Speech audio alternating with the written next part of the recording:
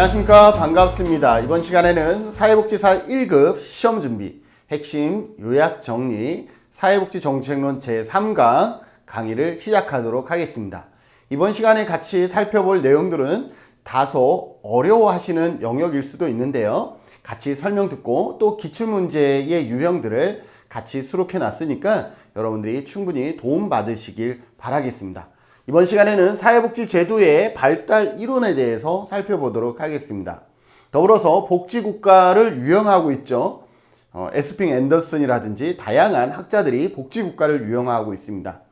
복지국가 분석에 관한 이론에 대해서 살펴보도록 하겠습니다. 모두 다 암기 위주의 내용들이기 때문에 다소 불편함이 좀 있겠지만 그래도 제가 그동안 강의했던 노하우들을 살려서 최대한 여러분들이 완벽하게 암기하지 못하더라도 답을 찾을 수 있는 방법들을 같이 살펴보고자 합니다. 자, 그러면 그 내용 같이 살펴보도록 하겠습니다.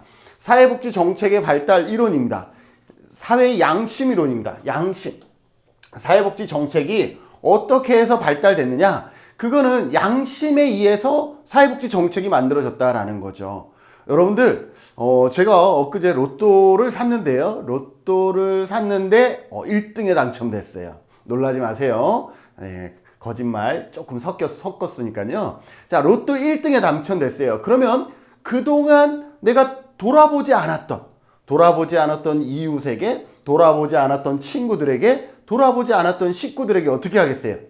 야, 1등 당첨했으니까 조금씩 뭔가 베풀겠죠. 사회 양심론은 그러한 의미를 가지고 있다라고 보시면 되겠습니다. 국가의 경제가 계속 발전하기 때문에 국가가 양심이 있기 때문에 국가가 뭘 통해서? 정책을 통해서, 사회복지 정책을 통해서 복지를 실현하고 있다는 거죠. 그래서 사회복지 정책은 국가의 뭐에 의해서? 양심이 있기 때문에 그동안 우리나라의 GDP라든지 GNP가 2만 불, 3만 불 시대 이렇게 도래하고 있잖아요. 그러면 양심이 있기 때문에 국가가 일부를 어떻게? 사회복지 정책을 통해서 우리 국민들에게 베풀고 있다라는 거죠. 사회적 의무감 등이 사회정책이 발전되었다라고 보는 이론으로서 뭐다? 인도주의에 기초한다. 모든 인간은 동등하고 평등하다라는 인도주의에 기초하고 있다라는 거죠. 사회복지 정책을 국가의 자선활동으로 간주하고 있다라는 것입니다. 자, 이러한 사회 양심론과 가장 대립되는 이론을 찾으라 그러면 음모 이론입니다. 음모 이론이란 이렇게 양심에 기반해서 사회복지 정책이 만들어진 것이 아니라 사회복지 정책은 음모가 있어서 만들어졌다는 것이 음모 이론입니다. 사회복지 정책의 주목적이 인도주의나 양심의 실현이 아니라, 그러니까 얘와 대립되고 있죠. 양심론은 인도주의에 기초한다 그러면 음모 이론은 인도주의나 양심의 실현이 아니라 라고 얘기를 하고 있죠. 그런 의미에서 사회 양심론과 음모 이론은 서로 상반되는 이론이다 라고 얘기할 수가 있겠죠. 사회 안정 및 사회 질서 유지와 사회 통제라는 관점의 이론이다. 여기서 시험에 음모 이론 시험에 요 지문이 그대로 나왔어요. 사회 안정과 사회 질서의 유지와 사회 통제라는 관점의 이론이다 라는데 다음 중 옳은 것은 했는데 얘는 틀렸다라고 생각을 하는 거예요. 왜? 옳은 설명인데 왜 틀렸다고 할까요? 자, 시험에 어디에 있었냐면 여기 음모 16회 시험이에요. 음모 이론은 사회복지 정책에 대하여 사회 안정과 질서 유지를 위한 하나의 수단으로 보았다. 자, 여기 봐요. 사회복지 정책은 사회 안정과 질서 유지를 위한 뭐만 빠졌어요? 사회 안정과 사회 질서 유지와 사회 통제라는 단어가 빠졌어. 그랬더니 음모 이론 아니래. 사회 통제가 빠지니까 음모 이론 아니래. 자, 사회복지 정책은 그 정책의 목적이 있어요. 그럼에도 불구하고 그 내면에는 또 어떤 목적이 있냐면 이런 거예요. 사회 안정과 질서 유지. 저쪽에서 데모할까봐 사회복지 정책을 만들었다라는 거예요. 사회 안정을 위해서. 무슨 말인지 아시겠어요? 저기에서 뭔가 문제가 터질 것 같아. 가만히 있으면. 그래서 사회복지 정책을 만든 거예요. 그러니 이러한 사회 안정과 질서 유지를 위한 이 자체가 뭐가 되는 거예요? 음모가 되는 것이죠. 이거 직접적으로 이것이 아니지만 가만히 놔두면 사회 안정, 질서가 와해될 것 같아. 그래서 사회복지 정책을 만드는 거예요. 그래서 여러분들 사회 안정과 질서 유지를 위한 이 자체가 뭐가 된다라는 거예요? 다양한 사회복지 정책의 음모에 해당한다라고 보시면 되겠습니다. 그래서 여러분들 잘 기억하세요. 음모 이론은 뭐다? 사회 안정과 사회 질서 그 자체도 음모에 해당한다라는 것.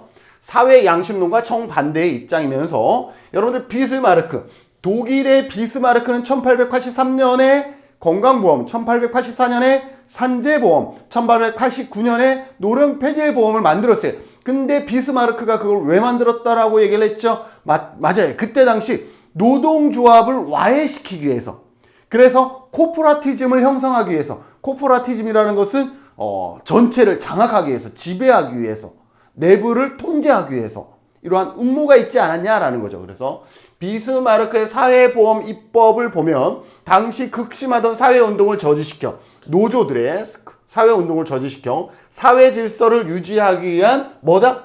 속셈이라고 평가할 수 있다. 그래서 비스마르크의 사회보험 입법에는 채찍과 당근이라는 뭐가 있었다? 음모가 있었다라는 것을 기억해 두시면 되겠습니다. 자, 산업화 이론, 수렴 이론입니다. 여러분들 시험에 자주 나와요. 자, 산업화 이론, 수렴 이론은 산업화가 더 발전되면 발전될수록 뭐예요? 사회복지 정책은 그 산업화의 발전에 수렴된다. 그러니까 산업화가 더 발전되면 발전될수록 수렴 이론이기 때문에 사회복지 정책도 계속 발전하게 된다라는 것이 산업화 이론입니다. 자, 그러면 어떻게 해서 이게 설명이 되어지느냐? 여러분들 산업화가 발전되면 뭐가 생길까요? 문제가 생길 수밖에 없습니다. 산업화로 인한 문제이죠. 그리고 산업화가 발전하면 발전할수록 자원 축적이라는 것이 형성이 됩니다. 자, 그러면 산업화 이론은 어떻게 정의되냐? 산업화 이론은 산업화를 통해서 발생한 문제를, 산업화를 통해서 발생한 자원을 갖고 이 문제를 해결하다 보니 이 자원을 갖고 이 문제를 해결하는 것이 결국 뭐였다? 그게 바로 사회복지 정책이었다라는 것이 산업화 이론이고, 자, 그러면 산업이 발전하면 발전될수록 문제도 많아지고 자원도 많아지기 때문에 끊임없는 사회복지 정책이 만들어지겠죠. 결국은 산업화가 진행되면 진행될수록 사회복지 정책은 더 발전되기 때문에 산업화의 정도와 사회복지 정책의 발전은 수렴해진다. 그래서 산업화 이론과 수렴 이론은 같은 의미를 내포하고 있다. 기억해 두세요. 자, 봅시다. 대표적인 학자로는 윌렌스키와 루보다. 윌렌스키와 루보는 나중에 복지국가 유형에서 이분 모형을 얘기합니다. 자녀적 복지와 제도적 복지를 얘기한 학자가 윌렌스키와 루보인데, 산업화 이론과 수렴 이론의 대표적인 학자는 윌렌스키와 루보다라는 것도 기억하시고, 내용이 더 중요하겠죠? 산업화 과정에서 사회 경제 변화를 통해서 새로운 욕구와 사회 문제가 발생합니다. 어떠한 욕구와 문제가 발생하냐면 산재가 발생하겠죠. 그리고 실업자도 생기겠죠. 빈곤, 도시 빈곤 문제가 생겨나겠죠. 도시 빈곤, 도시로 일자리를 얻기 위해서 도시로 갔지만 거기에서 가난한 분들이 늘어나는. 자, 우리 제주도 같은 경우가 약간 인재를 좀 뺏기고 있다라는 생각이 들어요. 자, 제주도에 있는 많은 청년들이요, 일자리를 구하기 위해서, 제주도에는 제조업이 없잖아요. 그래서 서울로 가요. 자, 서울로 가서 일자리를 구하고 거기에서 월급을 받아요. 제주도에서 받는 급여보다 더 많이 받을 수는 있어요. 그러나 어떻죠? 더 많은 생활비를 지출해야죠. 집도 구해야죠. 이러다 보면은 분명 서울에서 살고 있긴 하지만 더 열악한 환경에서 살아갈 수도 있다라는 거죠. 그때 당시 이러한 문제들이 더 생기겠죠. 자, 그러면 이런 산업화가 촉진한 경제성장을 통해서 사회복지 재원도 증가합니다. 사회보험, 산업화가 진전되면서 사회보험도 많이 거치잖아요. 그죠? 그렇기 때문에 이 재원을 갖고 이 욕구를 해결하는 것, 이것이 뭐다? 산업화 이론이다. 산업화로 인한 사회 문제 및 사회적 욕구에 대응하기 위하여 사회복지 제도가 확대 발달되었다라고 얘기하는 것이 산업화 이론이고 이퀄 수렴 이론이다. 경제 발전 수준과 사회복지 지출 수준 간에 강한 상관관계가 존재한다. 이것을 다른 말로 하면 이게 뭐예요? 상관관계 수렴되어진다. 수렴 이론이다라는 것이고요. 보고 있기 때문에 수렴이라고 한다. 경제 성장의 수준이 유사하면 사회복지 수준도 비슷하다. 자, 이 산업화 이론은 산업화가 발전되면 그 재원이 증가하기 때문에 또 여기에서 문제 해결들을 정책을 통해서 많이 해요. 그러면 경제 성장의 수준이 유사하면 사회복지 수준도 비슷해야 돼요. 그런데 반면 그러나 그렇지 않았다라는 거예요. 충분히 논리적인 근거가 있는 것 같은데, 설명력은 있는데, 모든 나라의 경제 수준이 비슷한 모든 나라가 사회복지 제도가 비슷하냐? 그렇지 않잖아요. 미국은 경제 강국인데도 불구하고 사회복지는 최소한의 공공부조를 중심으로 하잖아요. 그럼 설명할 수가 없다라는 거죠. 특정한 수준의 산업화 단계에서 특정한 수준의 복지국가가 나타난다라는 경제결정론이라는 비판, 선진국 간의 복지 정책에는 차이가 있다라는 거예요. 미국과 영국과 독일도 차이가 있잖아요. 대해서는 제대로 설명하지 못하는 비판이 있다라는 거 충분히 이해되시죠? 13회 시험에 어떻게 나왔느냐? 산업화 이론에 의하면 복지국가의 발전은 산업화로 인한 경제성장과 함께 이루어진다. 맞죠? 복지국가의 발전은, 사회복지 정책의 발전은 경제성장과 어떻게 된다? 수렴한다. 맞는 말이죠. 함께 이루어진다, 수렴한다. 같은 설명이고요. 14회 볼까요? 산업화 이론에 의하면 산업화는 가족 구조의 변화를 초래하여 복지에 대한 국가의 역할을 중대시켰다라고 얘기를 하고 있습니다. 산업화는 가족 구조의 변화, 산업화는 가족 구조의 변화가 여기에 사회 문제가 되는 거죠. 핵가족으로 바뀌잖아요. 핵가족으로 바뀌죠? 핵가족으로 바뀌니까 가족 구조, 핵가족으로 바뀌다 보니까 복지에 대한 국가의 역할은 증대했다. 핵가족에 대한 투자해야죠. 사회복지 재원 투자해야죠. 이게 뭐예요? 정책이잖아요. 정책은 국가에서 하는 것이기 때문에 국가의 역할을 증대시켰다. 이렇게 여러분들이 쪼개서 이해할 수 있어야 됩니다. 오해는 방금 했죠. 산업화 이론은 자본주의가 발달함에 따라서 문제 해결을 위해 사회복지가 발달함을 설명하고 있다. 자본주의가 발달한다. 산업화 이퀄 거의 자본주의죠. 산업혁명을 통해서 이득을 얻는 것은 뭐예요? 시장 경제, 자유시장 경제. 그래서 자본주의가 발전함에 따라서 문제 해결을 위해서 사회복지가 더불어서 발달했다. 수렴 이론을 설명하는 거죠. 그래서 경제결정론이다라는 비판을 받고 있긴 하지만 산업화 이론은 수렴 이론을 기반으로 하고 있다. 자, 시민권론도요, 시험에 자주 나옵니다.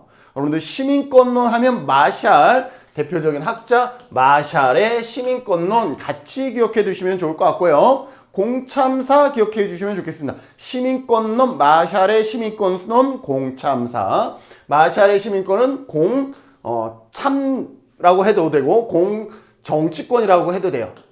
참정권이라고 해도 되고, 그래서 공참사, 사회권 이퀄 복지권도 기억해 주세요. 시험에 나왔었어요. 사회권은 복지권이다.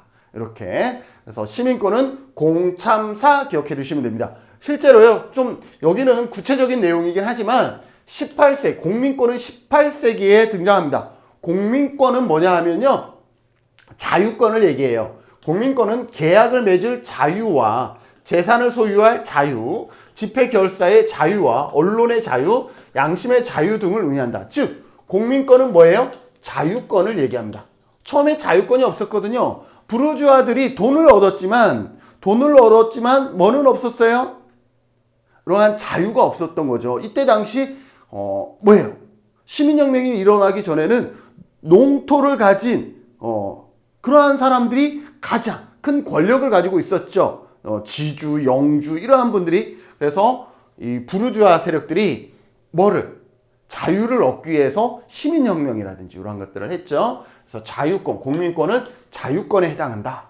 그 다음에 정치권, 참정권이죠. 정치권은 의회제도의 발달과 함께 19세기에 성립이 됩니다. 정치권은 정치적 과정에서 참여할 권리를 말하며 투표권 및 참정권이 여기에 해당한다.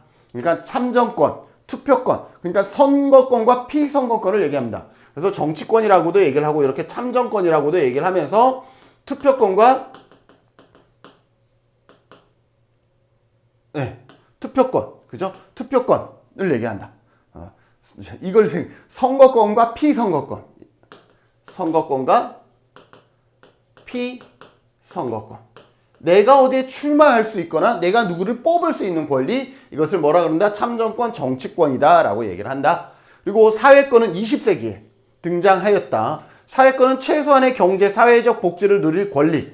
최소한의 적어도 이 정도는 누릴 수 있는 권리. 이것을 사회권이라 말하고, 이 사회권은 여기에서 말하는 공민권, 자유권과 조금 다릅니다. 공민권, 자유권은 개인의 자유라고 하면 여기에 사회권은 공익이라고 보시면 돼요. 공공의 이익. 자유권보다 공익을 더 우선하는 것이다 라고 보시면 되겠습니다. 그래서 복지를 누릴 수 있는 권리, 즉 복지권이라고 얘기를 한다라는 거 기억하세요. 18, 19, 20세기니까 어렵지 않죠? 그리고 순서는 여러분들 어때요? 숫자는 0, 1, 2, 3, 4부터 시작하죠. 그래서 맨 앞에는 공민권이다. 0에서부터 시작한다. 공참사. 그리고 지금 우리가 살아가고 있는 현재는 사회권, 복지권에서 살아가고 있습니다. 마샬의 시민권론에 의하면. 그래서 앞, 뒤를 우리가 정했습니다. 숫자는 0에서부터 시작하고 지금 현재는 사회권, 복지권이다. 그래서 공참사 기억해 두시면 되겠습니다. 마샬은 자본주의의 사회는 불평등한 체계이지만 시민권이 확대되면서 이러한 불평등이 완화될 수 있다. 이 시민권은 이 마샬이 얘기한 이 시민권의 변화죠. 시민권이 어때요? 공민권에서 정치권, 사회권으로 어떻게 되고 있어요? 변화되고 있죠. 그래서 시민권이 확대되면서 이러한 불평등이 완화될 수 있다라는 거예요. 자본주의는 불평등한 체계예요. 불평등을 만들 수밖에 없어. 그러나 시민권이 발전하면서 이 사회권은 뭐라 했어요? 공익이라 그랬죠. 그러면서 그 불평등을 어떻게 할 수 있어요? 완화될 수 있다라고 얘기한 학자가 마샬이다라고 보시면 되겠습니다. 자, 8회 시험에 이렇게 나옵니다. 시민권 이론은 시민권의 분화 현상과 사회권 확립이라는 진화 과정을 강조한다. 시민권이 분화돼요. 시민권이 이렇게 분화되고 있습니다. 그리고 뭐예요? 사회권이 확립. 결론적으로 뭐가 확립돼요? 사회권의 확립을 통해서 진화 과정을 강조한다. 맞습니다. 공참사 기억하시고요. 시민권은 공민권, 참정권, 사회권으로 구성된다. 여기는 참정권이라고 했죠. 그래서 공참사 기억해 두시는 게 좋고요. 참정권은 정치권을 얘기하고 정치권은 선거권과 피선거권을 얘기하는 것도 기억해 두시면 좋겠죠. 10회 볼까요? 사회복지 발달을 18세기에는 공민권, 19세기에는 정치권, 20세기에는 사회권 등 시민권이 확대 과정으로 설명한 학자는 마샬이다. 마샬의 시민권론 여기는 정치권으로 나왔죠. 공민권, 정치권, 사회권으로 나옵니다. 자, 6회 볼까요? 마샬의 이론에 의하면 시민권은 공동체의 구성원으로서의 지위와 평등과 관련되어 있다. 공동체의 지위와 평등, 복지권은 뭐예요? 사회권은 복지권이라고 얘기하고 이 사회권은 뭐예요? 공익을 위한 거거든요. 그래서 개인의 자유보다는 점점점 공익을 우선하고 있는 그러한 지위와 평등과 관련되어 있다는 것 기억해 두시면 좋겠습니다. 자, 확산이론입니다. 확산이론은 다른 말로 근대화론이라고도 얘기를 하는데요. 확산 말 그대로 확산되어진다. 그죠? 독일의 사회복지 정책이 우리가 따라갔었잖아요. 그리고 가까운 나라 일본의 정책을 우리가 많이 벤치마킹 했거든요. 그래서 위계적 확산과 지리적 확산이 이루어진다라는 것이 확산이론입니다. 근대 국가들이 발전하면서 그 발전이 확산되어 전통적 국가들에게도 영향을 미친다라고 보는 것이죠. 서로 지리상으로 인접한 국가나 긴밀한 관계가 있는 국가 간의 정책이 확산되죠. 일본은 우리나라와 지리적으로 가까이 있기 때문에 확산되어졌겠죠. 그래서 위계적 확산은 뭐예요? 어떤 영향을 받는 그러한 국가. 지리적 확산은 인접 국가. 이러한 곳에서 확산이 이루어질 수 있다. 그것이 확산이론, 군대화 이론이다. 예를 들어 독일에서 처음 도입한 사회보험이 빠른 시일 내에 유럽, 인접.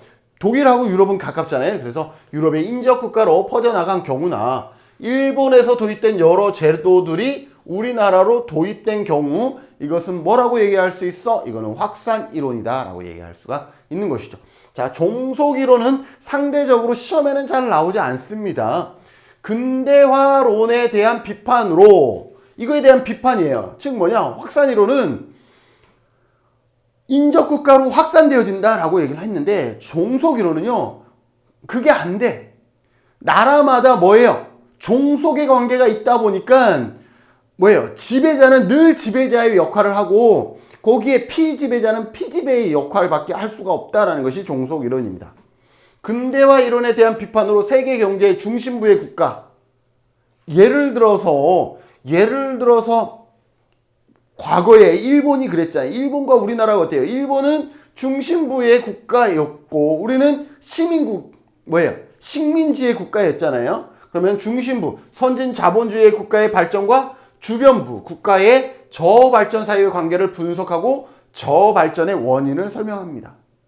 우리나라가 그때 발전하지 못했던 것은 식민지였기 때문에. 그런데 지금도 이러한 구조들이 있잖아요. 계속 지배하려고 하는 나라와 거기에 종속될 수밖에 없는 나라들. 이것도 마찬가지예요. 우리나라도 많은 이주 노동자들이 와서 일을 해요. 그런데 어떠죠? 동일한 노동을 하지만 동일한 임금은 지급되지 않죠. 우리 자국민이 일했을 때는 일당 10만 원이라 그러면 이주 노동자가 일하면 일당 5만 원. 자, 그러면 이주 노동자가 왔을 때 그들이 발빠르게 사회복지 경제가 올라갈 수 있냐라는 거죠. 아니죠. 이러한 것을 설명한 것이 종속이론이다. 제3세계의 저발전과 빈곤은 국가 내부의 문제라기보다는 중심부 국가들과 불균등 교환이나 착취 관계에 기인한 것으로 보고 있습니다. 불평등이 심화되는 것은 중심부 국가적인 경제 구조와 사회 형태의 불가피성에 의해 결정되기 때문에 지속적으로 저개발 상태에 머무른다라고 보는 거죠. 확산 이론에 의하면 확산되어지는데 종속 이론에 의하면 그 종속 이론에 의해서 결국은 어떻게 해요?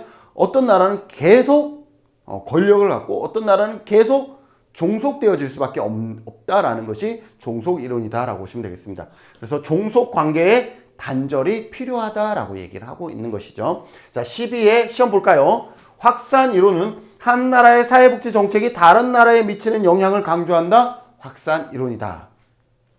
11회 확산 이론에 의하면 사회복지 정책의 확대 과정은 국제적인 모방의 과정이다. 벤치마킹. 벤치마킹 자체가 뭐예요? 가서 보고 오는 거잖아요. 모방하는 거잖아요. 그죠?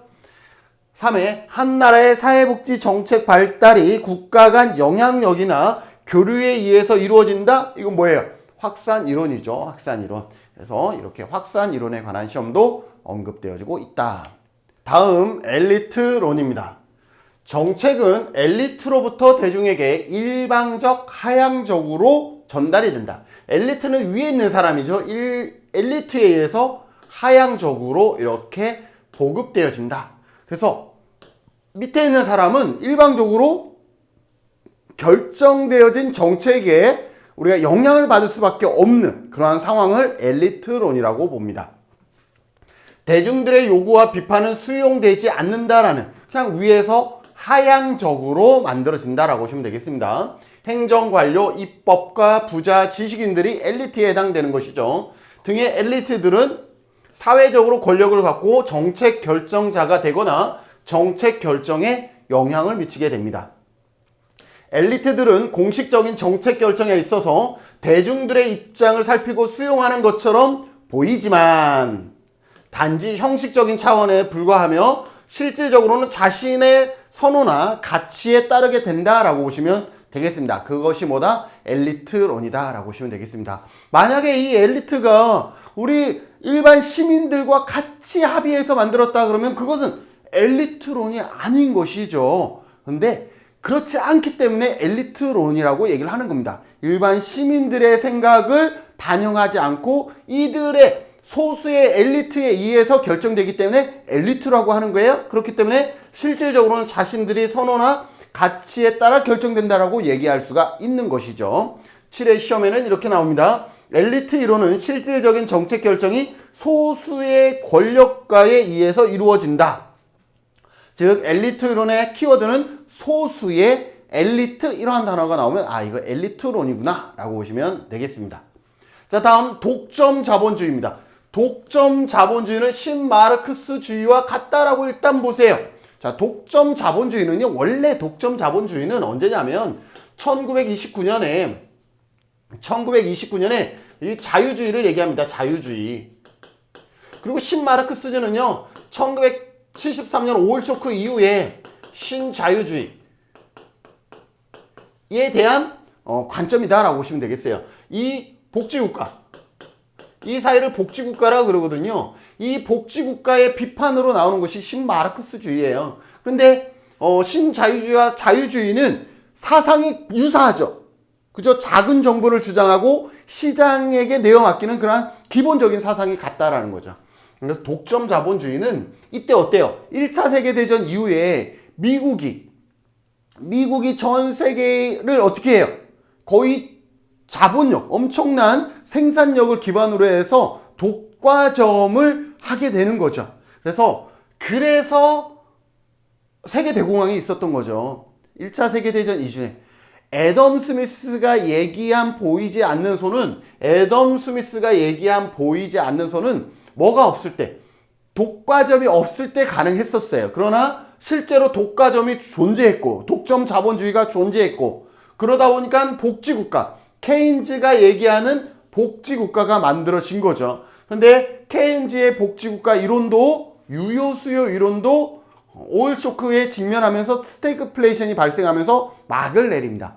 그러면서 신자유주의의 사상이 대두되기 시작을 하는 것이죠. 이러한 변화 속에서 독점 자본주의와 마르크스주의는 같은 개념이다라고 여러분들이 생각하시는 게 훨씬 접근하기가 쉽습니다. 전통적인 마르크스주의의 이론적 뿌리를 두고 있다.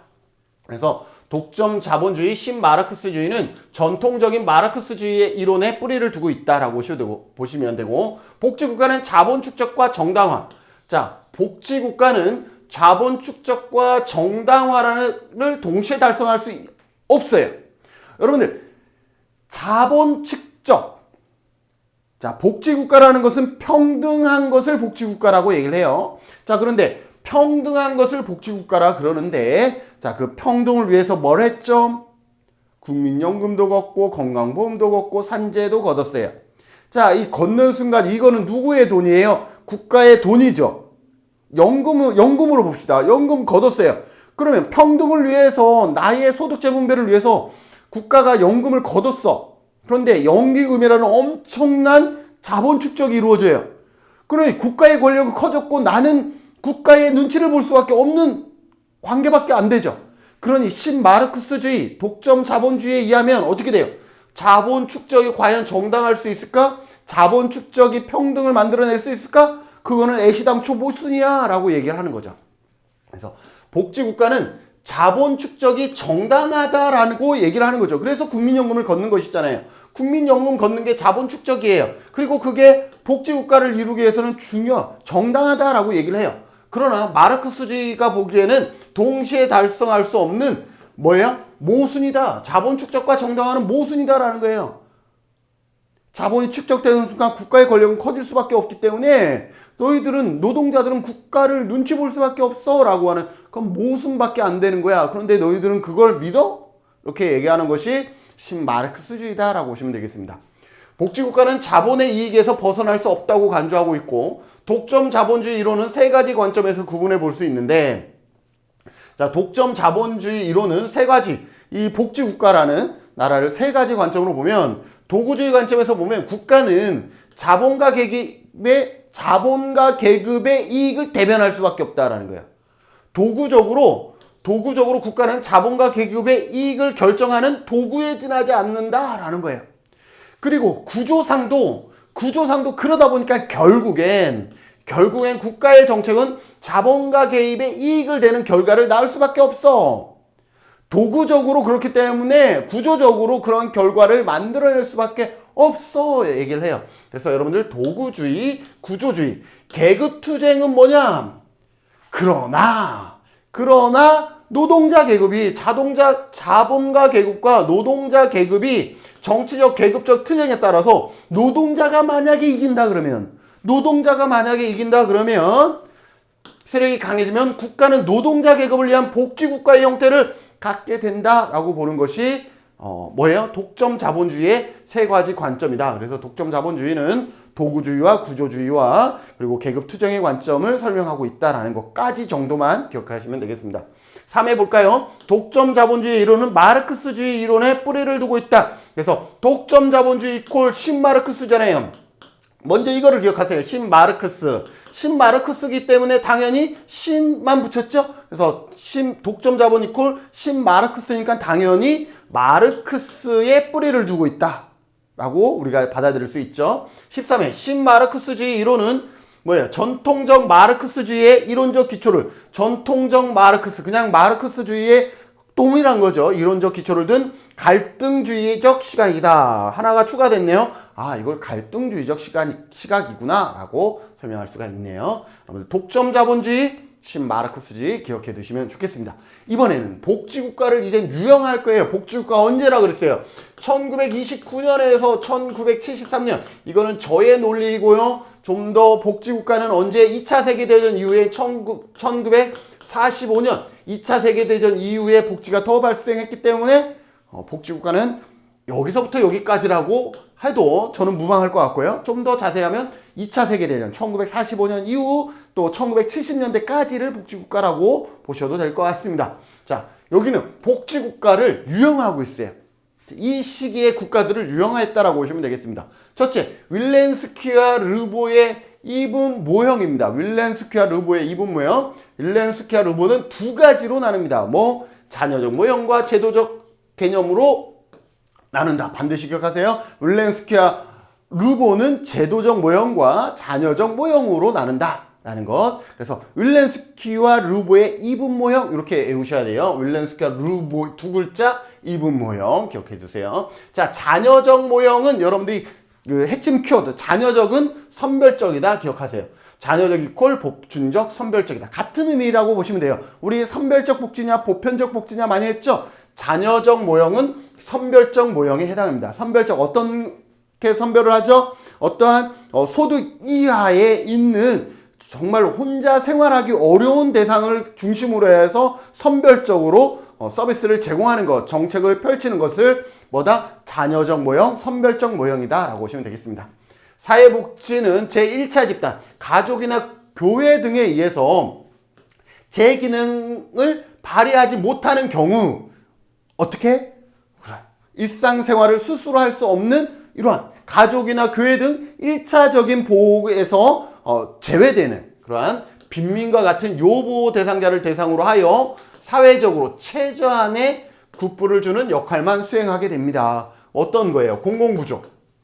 공공부조가 가장 대표적인 자녀적 모형이죠. 근데 공공부조는 어떤 문제가 있어요? 낙인의 문제가 있다라는 거죠. 그래서 공공부조 이러한 것은 낙인의 문제가 발생할 수 있다라는 것도 여러분들이 우리가 생각해 볼 수가 있는 거죠. 반면에 자녀적 모형만 있냐? 아니요. 제도적 모형도 있죠. 제도적 모형 이퀄 보편적이다라는 것 기억해 두세요. 윌렌스키와 르보는 자녀적 모형과 제도적 모형. 제도라는 것은 제도를 한번 만들면 모든 사람의 혜택을 받잖아요. 그래서 제도적 모형은 보편적이다. 기억해 두세요. 제도적 모형은 보편적. 국가의 사회적 개입을 통해서 해결할 수 있다라는 것이에요. 그래서 자녀적 모형과 제도적 모형을 구분할 수 있어야 될 것 같습니다. 근데 이렇게 구분하려면 어려우니까 자녀적은 선별적 모형과 제도적은 보편적 모형이라고 생각해서 구분하셔도 됩니다. 자, 그래서 사회복지의 목표, 보완적, 보호, 사회적 취약계층, 선별적, 자녀적, 선별적은 뭐예요? 사회적 취약계층 있죠? 그리고 민간의 자발적 활동을 장려하고 개인의 책임. 빈곤은 개인의 책임이라고 우리가 여기는 것이죠. 그리고 가족이나 시장이 우선하고 안 됐을 때는 자녀적으로 접근을 하는 것이죠. 선별주의, 자산조사 등에 의해서 선별적 서비스를 제공하는 것이죠. 제도적 모형은 뭐예요? 보편적이죠. 그래서 국민의 최적의 삶을 영위하도록 하는 것이고요. 전체 사회 구성원을 대상으로 합니다. 국가의 보다 많은 역할을 강조하고 사회의 책임, 국가의 사회복지 제도, 보편주의에 기반한다라는 것. 그래서 요 두 가지를 여러분들이 구분해 주시면 되겠습니다. 자, 티트머스의 3분 모형입니다. 이렇게 윌렌스키와 르보의 2분 모형, 티트머스의 3분 모형 이렇게 기억하세요. 티트머스의 3분 모형은 윌렌스키와 르보의 2분 모형에다 하나만 더 추가했어. 산업성취 모형이라는 것을 하나 더 추가했다. 산업성취 모형은 산업을 통해서 발생하게 되는 그러한 것이 있기 때문에 그것을 하나 더 추가했다라고 보시면 되겠습니다. 자, 앞에서 윌렌스키와 르보는 자녀적은 공공부조에 가깝고 제도적은 사회보험이 여기에 들어가요. 두 가지로밖에 안 나왔으니까 사회보험은 제도적 모형이 들어가겠죠. 그런데 티트머스의 3분 모형은 사회보험이 여기에 들어갑니다. 여기에 들어가요. 그러면 제도적 모형은 이거보다도 더 보편적인 게 뭐가 있어요? 사회수당이라는 게 있죠. 사회수당.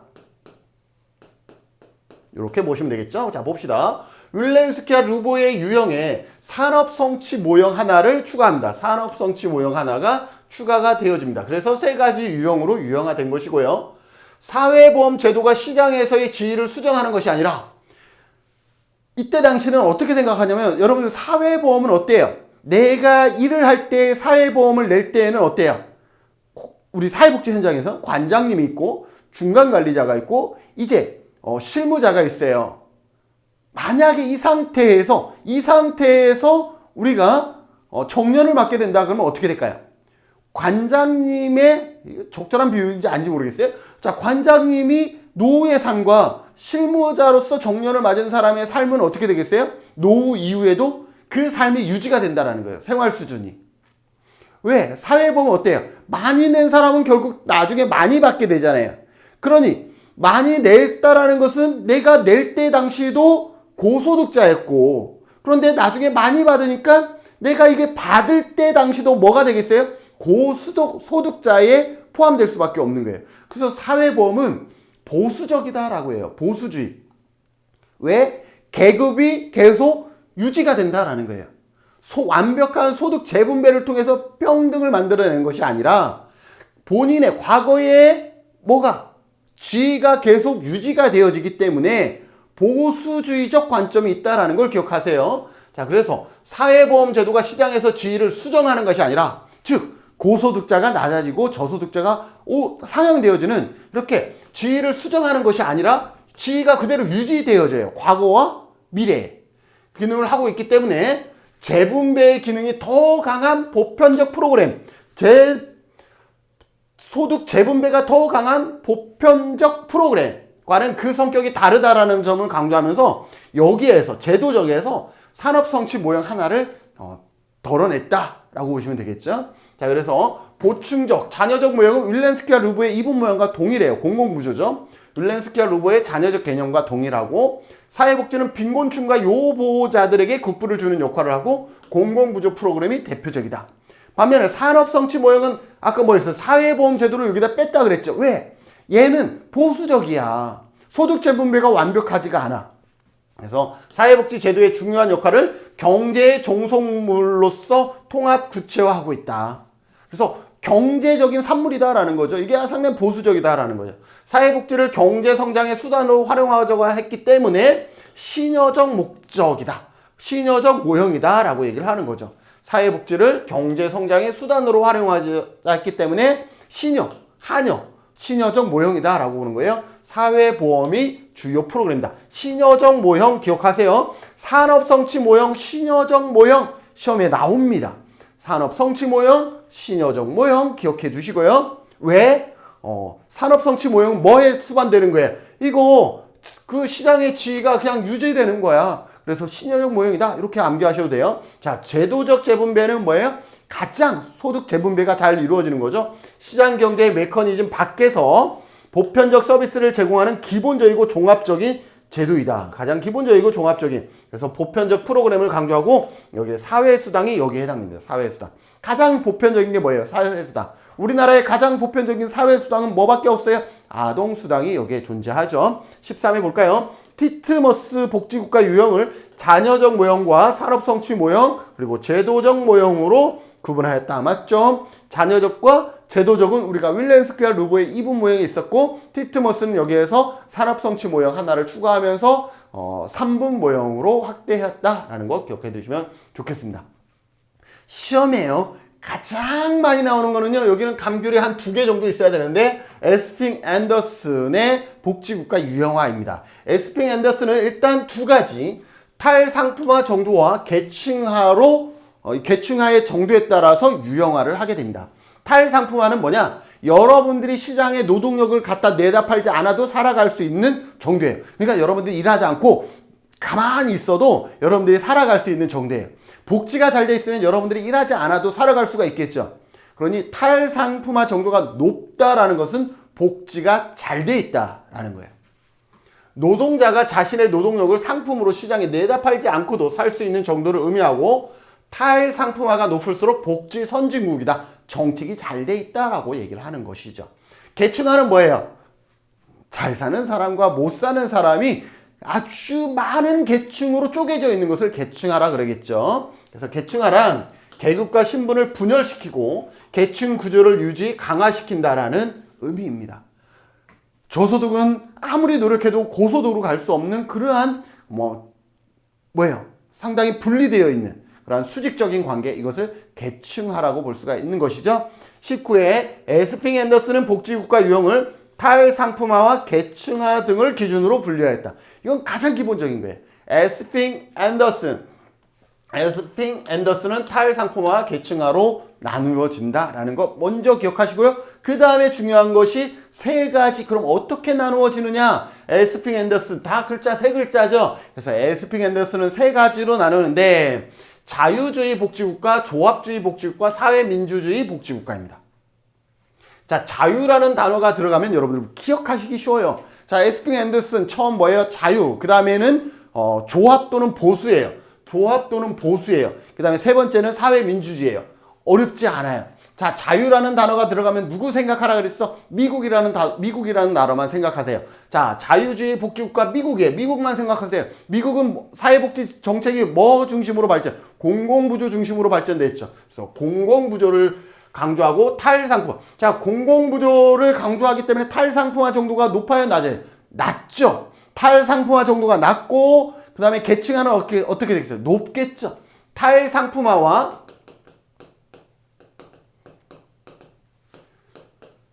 계층화는 서로 반대예요. 탈상품화가 높으면 계층화는 낮은 것이고 탈상품화가 낮으면 계층화는 높은 거예요. 탈상품화가 높다라는 것은 복지가 잘 돼 있기 때문에 계층화가 없다라는 거예요. 그죠? 네. 그래서 얘와 얘는 반대 개념이다라는 걸 기억하시면 헷갈리는 것을 좀 덜 할 수가 있겠죠. 공공부조 프로그램을 강조했기 때문에 복지가 낙후되어 있는 거죠. 그렇기 때문에 탈상품화 정도는 낮습니다. 탈상품화 효과와 복지, 얘와 복지의 재분배 효과는 미약하다, 낮다라는 것을 의미하고 있는 것이고요. 급여는 저소득층에게 초점을 두며 자격 기준은 까다롭고 엄격하여 낙인이 발생한다. 자유주의. 자, 그러면 두 번째가 뭐예요? 조합주의죠. 조합주의. 여러분들 조합이라는 단어가 나오면 기억할 나라가 있어요. 누구예요? 독일이에요. 독일은 뭐예요? 조합주의 형식으로 사회보험을 입법화했잖아요. 그러면 조합주의 하면 독일 하면 사회보험. 왜? 독일 사회보험 가장 먼저 실시했으니까. 자, 조합주의, 독일 사회보험, 요 세 가지 단어는 하나다. 자유, 미국, 요것도 하나다. 봅시다. 조합주의는 보수주의예요. 조합주의가 아까 뭐라 그랬죠? 조합주의는 사회보험을 중심으로 한다 그랬죠. 독일, 대표적인 나라가 어디예요? 독일이고 조합주의는 사회보험을 중심으로 한다 그랬죠. 그런데 우리가 앞에서 봤을 때 티트머스의 3분 모형에서 뭐라고 설명했어요? 사회보험은 계층을 어떻게 하고 있어요? 수정하지 않고 유지되어지는 거죠. 자, 그래서 상당히 보수주의다라고 얘기를 하는 거예요. 계층의 변화, 소득 재분배가 많아서 계층이 나중에 이렇게 통합되는 것이 아니라 계층이 유지가 된다라는 거예요. 그런 관점에서 조합주의는 상당히 보수주의다라고 얘기를 하고 있는 것이죠. 자, 기존의 계층, 지위 구조를 유지한다는 의미에서 보수적 복지국가로 명명하고 있다. 조합주의는 뭐다? 조합주의는 사회보험인데 사회보험은 그 계층을 유지시켜주는 역할들을 한다. 국민연금 많이 낸 사람은 나중에 많이 받기 때문에 그 계층의 변화가 그대로 유지되어진다라고 보는 거죠. 그래서 주로 사회보험 프로그램을 강조한다. 암기하기 어렵지 않죠? 조합주의, 독일 사회보험, 사회보험은 보수주의. 이렇게 보시면 되겠죠? 자, 사회민주주의는 가장 보편적인 복지가 잘 이루어진 나라를 사회민주주의라고 얘기를 합니다. 스웨덴, 덴마크, 핀란드와 같은 북유럽 국가가 여기에 해당되고요. 보편주의적 원칙과 사회권. 사회권은 뭐예요? 사회권 복지권이에요. 복지권을 통한 탈상품화 효과가 가장 크다. 탈상품화 효과가 크다라는 것은 뭐예요? 복지가 잘 돼 있다라는 것을 얘기하고 있는 거죠.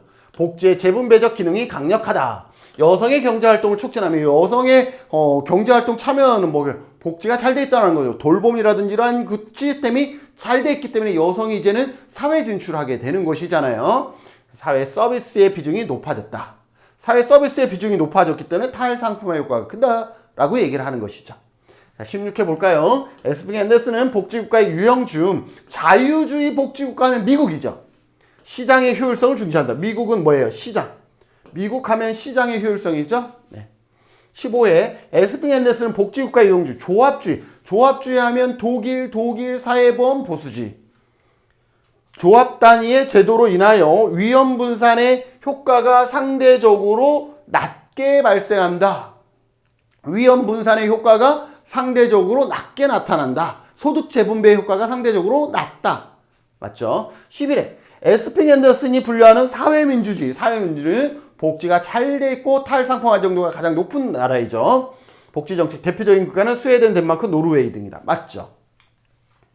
자, 퍼니스와 틸톤과 그 다음에 미시라의 모형은 여러분 유형 정도는 아셔야 되고, 그리고 이 단어를 봤을 때 의미는 알아야 돼요. 자, 퍼니스와 틸톤, 퍼니스가 세 글자죠. 그래서 적극적 국가, 사회보장국가, 사회복지국가. 자, 복지가 가장 큰 거예요. 사회보장은 중간이에요. 적극적인 국가는 자유를 중시하는 국가예요. 자, 그래서 적극적 사회보장, 사회복지. 사회복지를 경제적 효율성이라는 원칙에 종속시키면서 사회보험 제도를 위주로 하는 적극적인 국가이다. 그래서 경제적 효율성, 미국이고, 경제성과 안정고용률을 한 경제정책과 사회보험 및 공공부조를 제공하는 사회복지 정책을 결합하여 전 국민에게 최저한의 생활을 보장하는 것 사회보장국가, 영국이라는 나라고요. 복지는 보편적 복지 서비스를 제공하여 평등을 확대하는 국가로서 사회복지국가 스웨덴을 얘기를 합니다. 그래서 복지하면 가장 보편적인 스웨덴, 보장하면 영국 중간, 그리고 나머지 적극적 국가는 미국. 이렇게 여러분들 기억해 두셔야 되겠습니다. 또 미시라는 두 가지로 나눕니다. 분화된 복지국가와 통합된 복지국가. 일단 두 가지로 나누는 것만 기억하세요. 자, 그럼 분화와 통합 어느 게 좋겠어요? 통합이 좋겠죠. 그래서 경제정책과 사회복지정책이 분리되어 있으며 경제와 사회복지정책이 분리되어 있어. 따로 놀아. 그래서 자녀적인 역할에 극한되는 것을 분화된 복지국가라고 얘기를 합니다. 통합되는 경제와 복지가 연합되어 있어요. 그래서 경제정책과 사회복지정책이 결합되어 있으며 국가, 사용자, 노동자 간의 협력과 합의, 통합됐으니까 협력과 합의를 토대로 이루어지는 통합된 복지국가이다. 경제와 복지정책도 통합되어 있고 국가와 사용자와 노동자도 서로 협력하며 합의하는 통합되어 있는 형태를 의미한다. 16회 시험 볼까요? 경제 집단과 상호 의존성을 인식하여 사회적 협력 형태로 제도화를 추구하는 것은 미시라의 경우는 뭐가 되겠어요? 통합이죠. 뭔가 협력하고 있다는 건 통합이죠. 그래서 통합적 복지국가에 해당한다 라는 것이고요. 13회 볼까요? 미시라의 분화된 복지국가. 분화된 복지국가는 어때요? 최소한의 경제와 복지가 분화되어 있는 거죠. 그래서 복지국가, 이건 두 가지 그냥 개념을 물어봤네요. 분화된 복지국가와 통합된 복지국가로 구분하였다. 퍼니스는 세 글자죠. 그래서 세 가지로 나누어져야 됩니다. 적극적인 국가, 사회보장국가, 사회복지국가로 구분되어진다라는 것 기억하세요. 적극적인 미국, 사회보장은 사회보험도 포함되는 영국, 그 다음에 사회복지는 북유럽 국가, 노르웨이라든지 이러한 북유럽 국가다라고 보시면 되겠습니다. 그래서 퍼니스와 틸톤, 미시라의 모형은 일단 두 가지로 나누고 그 단어만 기억하시면 답을 찾을 수 있겠죠. 그래서 분화된 복지국가, 통합된 복지국가. 얘는 경제와 복지가 분화되어 있고 얘는 통합되어 있다는 것들을 여러분들 중심으로 기억해 주시면 좋겠습니다.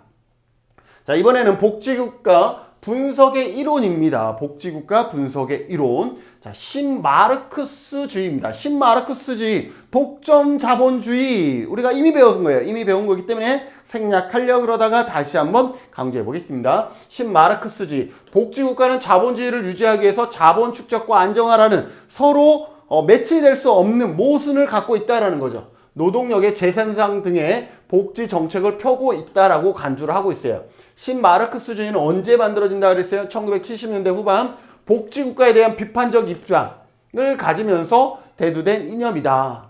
신마르크스주의는 복지국가의 위기와 재편의 필연성을 복지국가의 모순에서 찾고 있습니다. 복지국가가 어떤 모순을 가졌어요? 자본 축적과 정당화라는 애시당초 같이 맞물릴 수 없는 그러한 것을 하나로 합쳤다라는 거죠. 자본 축적을 하면서 어떻게 정당화를 주장할 수가 있지? 자본 축적을 하면서 어떻게 평등이라는 것을 외칠 수가 있지? 이러한 모순에 기반한다라는 것을 설명하고 있습니다. 즉 자본 축적과 정당화라는 모순적인 기능에서 뭐가 있다? 복지국가의 위기와 재편이 발생하고 있다라는 것을 설명하고 있습니다. 누구? 신마르크스는 그렇다라는 거죠.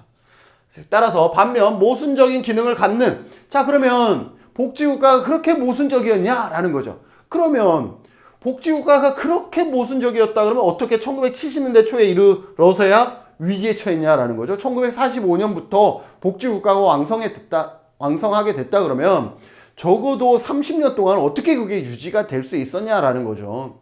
30년이라면 우리나라 기준으로는 정권이 5번, 6번 바뀌는데 그때까지 어떻게 유지가 됐냐라는 거죠. 이것을 충분하게 설명할 수 없다라는 것이고 또 다른 문제점은 재편의 전망과 관련된 것으로서 복지국가의 위기가 곧바로 파국으로 연결된다라고 보지도 않고 있다. 그래서 이거는 이론일 뿐이다라고 얘기를 하고 있는 것이죠.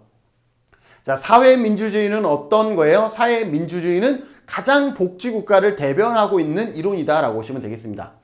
복지국가는 자본과 노동의 계급투쟁에서 노동자 계급이 얻어낸 성과물이다라고 보는 것이 사회민주주의고 그것이 다른 말로는 권력자원 이론이다라고 얘기를 합니다. 그래서 사회민주주의 이퀄 권력자원 이론이다 이렇게 기억하셔도 돼요. 권력자원 이론은 뭐예요? 자, 사회민주주의가 자본과 노동자 계급이 투쟁해서 노동자 계급이 얻어낸 성과물이라고 그랬죠? 권력자원 이론도 같습니다. 사회민주주의 이론 중에서 특히 복지국가의 발전을 설명하는데 중요한 흐름을 차지하고 있는 것은 권력자원 이론이다라는 거죠. 왜? 권력자원 이론이라는 게 뭐예요? 복지국가의 발전을 노동자 계급의 정치 권력에 확대된 결과라고 보고 있다. 그래서 예 이퀄 예이다. 그래서 사회민주주의 이퀄 권력자원 이론이다라는 것을 기억해 두시면 좋겠습니다. 복지국가의 발전의 원인으로 정치적인 요소들에 대한 분석을 중요하게 고려하고 있고 복지국가는 노동자 계급을 대변하는 정치적 집단의 세력이 확대될수록 발전된다. 그래서 사회민주주의 이퀄 권력자원 이론이다라고 얘기할 수가 있는 것이다. 사회민주주의는 사회주의로의 혁명적 이행을 거부하고 그러니까 여러분들 평등이라는 동일한 관점이 있어요. 평등이라는 동일한 목표를 위해서 사회민주주의는, 사민주의는 점진적으로 뭘 통해서? 사회복지 정책이라는 것을 통해서 점진적으로 평등을 얻어내는 것이고 마르크스주의는 혁명을 통해서 급진적으로 평등을 마르크스는 혁명을 통해서 급진적으로 평등을 이뤄내는 것. 평등이라는 동일한 목표를 갖고 있지만 고를 가지고 있지만 사회민주주의는 사회복지 정책을 통한 점진적인 관점이고 마르크스주의는 혁명을 통한 급진적으로 평등을 이루겠다라는 서로 다른 과정에 따른다라는 것이죠. 그래서 사회민주주의는 사회주의로의 혁명적 이행을 거부해요. 혁명적 이행은 누구예요?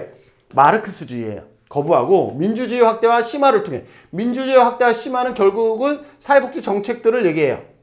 그래서 사회주의에 이루고자 하는 점진적인 방법이다. 그래서 사회민주주의는 어떤 방법이다? 점진주의다. 마르크스는 급진적 혁명적이다 라는 것들을 기억해 주시면 우리가 이해하는 데 많은 도움이 되겠죠. 자, 국가중심 이론입니다. 국가중심 이론은요 지금까지의 이론보다는요 사회복지를 제공하는 공급자로서 국가 그 자체 그거는 다른 이론이 아니라 이거는 그냥 공급자로서 국가의 역할이다 이렇게 설명하는 것이 국가중심 이론이다 라고 보시면 되겠습니다.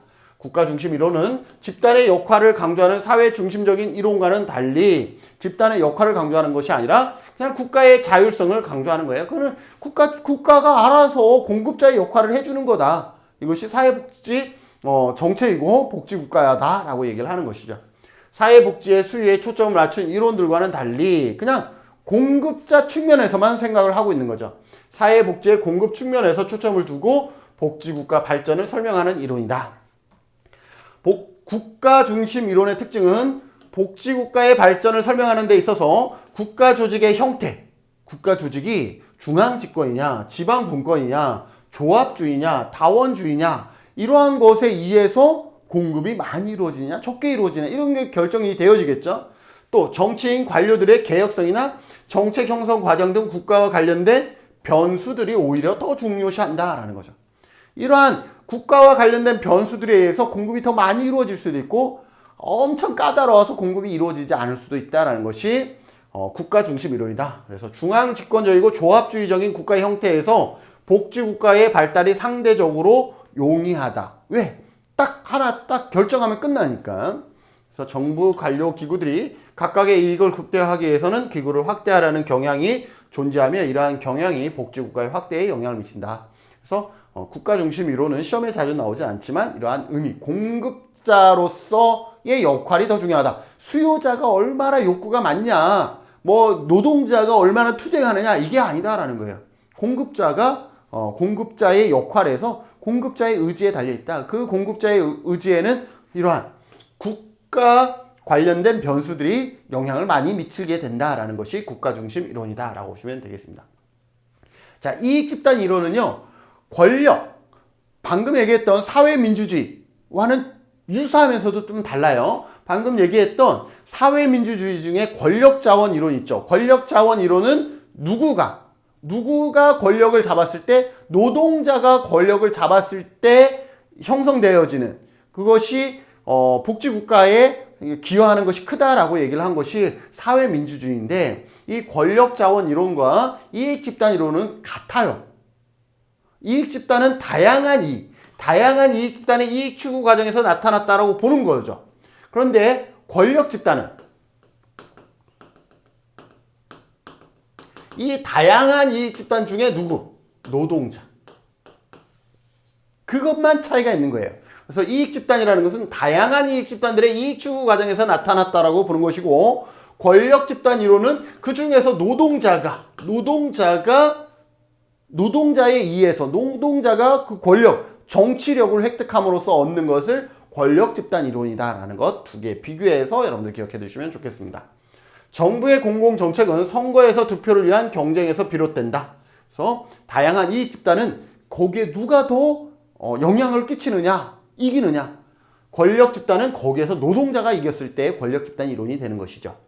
이때 정당은 일반 국민의 이익을 대변하는 이익집단들의 연합체로서 이익집단은 자신들의 이익을 지지하는 정치가들의 표를 거래함으로써 자신에게 유리한 프로그램을 개발할 수밖에 없어요. 특히 그런 관점에서 노인집단의 수의 증대와 높은 투표율, 이익에 강한 동질화로 인하여 정치적 영향력이 매우 크다라는 거죠. 이로 인해서 복지국가 발달에서 중요한 역할들을 해오고 있죠. 누가? 어르신 집단들이 그렇다라는 거죠.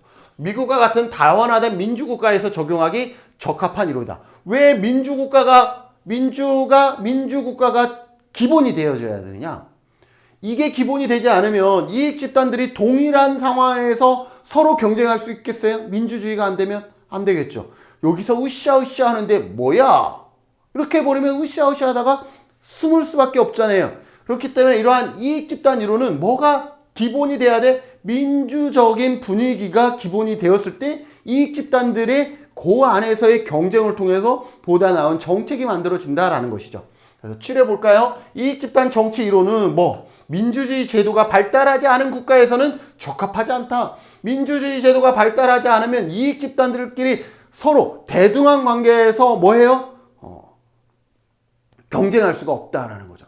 그러면 이익집단 이론이 될 수가 없는 것이죠. 이익집단은 대등한 관계에서 서로 이익집단들 간에 경쟁하면서 거기에서 만들어낼 때 가장 좋은 복지정책이 만들어진다는 것이 이익집단 이론이다라는 것 기억해 두시면 좋겠습니다. 자, 조지와 윌딩의 이데올로기 모형입니다. 조지와 윌딩의 이데올로기 모형은 처음에는 이렇게 4가지로 구분됐다가 그 다음에 6가지로 새롭게 분류합니다. 그래서 여러분들 처음에 4가지 모형과 그 다음에 6가지 모형을 같이 기억해 주셔야 되는데, 앞에 내용은 같기 때문에 뭐 이거 각각 다 외워야 돼? 그렇지 않아도 되는 것이죠. 자, 반집합주의, 그 다음에 소극적 집합주의, 페이비언 사회주의, 마르크스주의. 자, 여기서 암기하는 법도 가르쳐 주죠. 자, 조지와 일 등의 위데올로기 모형입니다. 자, 집합이라는 것은 여러분들 집합을 구성하려고 그러면 평등이 중요하죠. 평등. 근데 그거에 반대한데 반평등이야. 그러면 뭐예요? 자유를 중시하고 평등은 부정하는 것이 뭐다? 반집합주의다. 이러한 자유 중시하는 나라 어디예요? 미국. 이렇게 기억하시면 되겠죠. 복지 제공에 있어서 정부의 역할을 최소화한다. 반집합주의. 평등을 원하지 않아요. 불평등을 오히려 선호합니다. 그래서 자유를 중시합니다. 미국이에요. 그러니 정부의 역할을 최소화시켜야 한다는 입장이다. 국가의 개입이 시장 경제의 효율성을 저해합니다. 자유를 중시합니다. 그래서 국가가 개입하는 것을 원치 않아요. 개인의 자유를 침해한다라고 보고 있습니다. 자, 이거 반집합주의와 같은 후기 모델에서는 신우파예요. 신우파랑 반집합주의는 같다라고 보시면 돼요.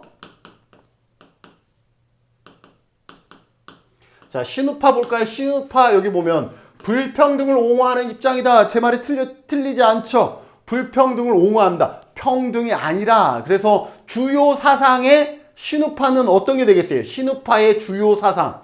시험에 뭐가 나오는지 여기 제시 안 했는데 신우파, 반집합주의의 주요 사상, 자유, 개인, 가족, 평등. 정답은 뭐예요? 평등이죠. 평등은 아니다라는 거예요. 자유, 개인, 가족 이거는 전부 다 뭐예요? 자유에 대한 얘기죠. 개인주의에 대한 얘기죠. 그러나 평등은 아니에요. 불평등을 옹호한다는 입장 기억해 두셔야 되겠습니다. 자, 반집합주의 뭐예요? 그래서 평등이 아니라 반평등, 불평등을 주요 사상으로 보고 있다라고 보시면 되겠습니다. 불평등과 자유가 반집합주의의 주요 사상이다라고 보시면 되겠습니다. 자, 소극적 집합주의는 집합주의이긴 해요. 그러니까 집단을 중심으로 해. 그냥 평등이 필요하다는 것을 아주 소극적으로 인정하고 있다라고 보시면 되겠습니다. 그래서 사회보험과 같이 평등을 만들기 위한 최소한의 복지 정책은 필요하다라고 얘기하는 것이 어디다? 소극적 집합주의다. 자유와 개인주의를 강조한다는 점에서 자유와 개인주의를 강조하는 점에서는 반집합주의자죠. 자유와 개인을 강조하고 있죠. 유사하지만 복지국가를 사회 안정 질서와 유지에 필요한 것으로 간주해요. 복지국가를 일부 인정하고 있다는 거죠. 그래서 제한적으로 정부의 개입을 인정하고 있습니다. 사회보험과 같은 제한적인 것을 인정하고 있다. 자, 페이비언 사회주의는 가장 보편주의적인 관점이다라고 보시면 되겠습니다. 혁명적인 변화보다는 이거 왜 썼을까? 혁명적인 변화는 밑에 마르크스와 비교하려고 얘기하는 거예요. 마르크스는 뭐예요? 혁명적으로 급진적으로 평등을 이루는 것이라면 페이비언은 뭐예요? 정책을 통해서 점진적으로 평등을 이룬다라고 볼 수가 있겠죠. 혁명적인 변화보다는 점진적인 제도 개혁을 사회주의라는 목표를 도달하는 사회주의, 평등이죠. 이른바 경제적 지대를 조세로 모두 징수하여 전 시민을 위해 사용해야 한다라고 주장하고 있습니다. 이건 뭐예요? 정책인 거죠, 정책. 사회복지 정책을 통해서 평등을 이루어 나가는 점진적인 방법으로 만들어 나가는 정책을 통해서 점진적인 방법으로 사회주의, 평등을 이루어 나가는 것이다 라고 보시면 되겠죠. 반면 마르크스주의는 자본주의의 생산 양식을 비판해요. 자본주의 무조건 비판하는 거예요. 그래서 자본주의의 수정이나 계획보다는 뭐예요? 전면적인 변혁, 혁명을 통해서 혁명을 강조한다. 그래서 적극적인 자유를 중시합니다. 적극적인 자유는 뭐예요? 국가의 개입이 커지는 것을 얘기를 합니다. 빈곤의 퇴치와 불평등에서는 복지국가의 확대를 통해서 이루어질 수 없어. 뭐를 통해서? 혁명을 통해서 이루어질 수 있다라고 하는 것이 마르크스주의다라고 보시면 되겠습니다. 16회 시험 볼까요? 조지와 윌 등의 소극적 집합주의. 소극적 집합주의는 집합주의인데 소극적이야. 그럼 뭐예요? 사회보험과 같이 국가의 개입을 부분적으로 인정하고 있다는 거죠. 자본주의 시장체계의 약점을 보완하기 위해서 국가의 개입을 인정하고 있다. 어렵지 않죠? 이 단어만 알아도 돼요. 반집합주의, 이거 조지와 1등인지 몰라도 반집합주의, 집합을 반대하고 있어. 그러면 자유와 개인, 이것을 선호하고 평등은 아니야 라고 얘기를 하는 거죠. 선호하는 가치의 영역은 자유와 개인주의, 불평등, 여기 불평등이 들어가 있죠. 평등이 아니라 불평등, 가족 등이다 라고 보시면 되겠습니다. 자, 8회 시험 볼까요? 조지와 일 등의 소극적 집합주의는 정부의 개입을 조건부로 인정한다. 조지와 일 등의 소극적 집합주의. 집합주의인데 소극적이야. 그러면 정부의 역할을 부분적으로 인정하고 있다. 이렇게 설명할 수가 있는 것이죠. 자, 조지와 일 등의 수정된 이데올로기는요, 1994년에 6개의 모형으로 수정이 되는데, 그렇다라고 뭐 새로운 건 없어요. 신우파는 우리 여러분들 잘 알죠? 신우파. 신우파는 신자유주의를 얘기해요. 자유주의. 신자유주의 하면 뭐예요? 자유를 선호하는, 그죠? 미국이라는 나라, 이런 나라들 우리가 연상할 수 있잖아요. 신우파. 좌파 우파예요. 그리고 자유주의니까 우파고 신이 그대로 들어가 있어요. 그래서 신우파 이꼴 신자유주의예요. 1970년대 후반 국가 활동을 비난하면서 고전 자유주의가 부활하기 시작합니다. 자유주의가 부활하면서 앞에 신이라는 단어를 쓴 거죠. 신우파는 평등보다는 자유, 평등보다는 자유를 명백히 우선시하기 때문에 결과적으로 불평등을 옹호하는 입장이다 라고 볼 수가 있고요. 신우파는 정부의 개입을 어때요? 최소한. 정부의 개입은 작을수록 좋다라고 하는 거죠. 정부의 개입은 유해하다라고 주장을 하는 것이고 시장 질서와 개인의 자유를 강조하게 됩니다. 신우파 이꼴 신자유주의 기억하시면 되겠죠? 그래서 작은 정부다라고 기억하시면 되겠습니다. 중도 노선은 두 사이의 중도 노선이라고 보시면 되겠죠? 중도 노선은 국가 차원의 복지 정책을 통해서 자본주의의 사회적 폐해를 완화할 필요가 있다. 뭐 복지 정책을. 그래서 여기는 뭐예요? 보수적 조합주의와 같은 것이다 라고 보시면 되겠습니다. 정부의 행동이 필연적이거나 효율적일 때에만, 그럴 때만 국가가 개입한다라는 거죠. 국가의 개입이 정말 필요할 때에만 개입하라는 그러한 관점이다. 국가의 개입을 제한하며 근본적으로는 정부의 개입을 최소화하는 것이 바람직하다. 최소화하는 것은 바람직하다라고 인정을 해주는 것이죠. 사회 민주주의는 어떤 거예요? 앞에서 보면, 여기에 보면 페이비언 사회주의와 같은 거예요. 그래서 사회민주주의, 페이비언 사회주의와 같다. 사회민주주의의 중심적 가치는 평등과 자유와 우애입니다. 평등은 어디? 사회민주주의다 라고 보시면 되겠죠. 사회통합과 평등 추구를 위해서 사회복지 정책의 확대를 지지하고 민주적 사회주의자들이 바라는 사회주의의 핵심적 특징은 점진주의와 민주주의다. 그래서 사회민주주의는 어때? 점진적으로. 페이비언 사회주의는 점진적으로. 페이비언하고 페미니즘하고 다른 거예요. 페이비언 사회주의, 사회민주주의 같은 거예요. 12회 시험 조지와 일 등이 말한 신우파. 신우파는 신자유주의, 신자유주의는 작은 정부를 주장합니다. 노동 무능력자에 대한 국가의 책임을 인정합니다. 노동 무능력자. 여기 그러면 여기는 아무것도 안 하는 거냐? 그거 아니죠. 여기 공공부조. 미국 공공부조를 중심으로 하고 있죠. 공공부조 여기 뭐예요? 노동 무능력자. 장애인이나 어르신이나 이렇게 해서 노동을 할 수 없는 분들을 대상으로는 국가의 책임을 인정하고 있다라고 보시면 되겠습니다. 중도 노선은 그거보다 조금 더 나아간 사회보험이라든지 여기까지 나아간 것이다 라고 보시면 되겠죠. 마르크스는 뭐예요? 마르크스는 이미 설명했죠. 급진적으로 혁명을 통해서.